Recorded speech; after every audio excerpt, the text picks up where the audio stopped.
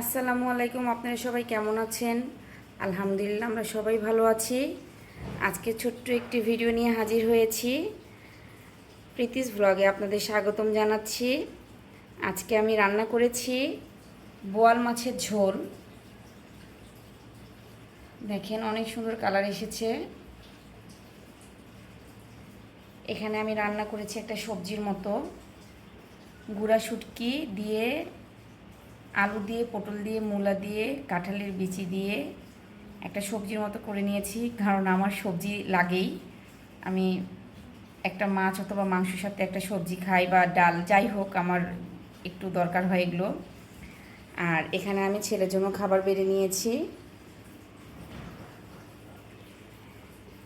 আমার রান্নার ভিডিও বা আমার পরিবেশন যদি আপনাদের ভালো লেগে থাকে, প্লিজ লাইক করবেন, কমেন্ট করবেন, শেয়ার করবেন, সাবস্ক্রাইব করবেন, আমার পাশে থাকবেন, আমার জন্য দোয়া করবেন, আমাকে উৎসাহ করবেন। আসসালামু আলাইকুম।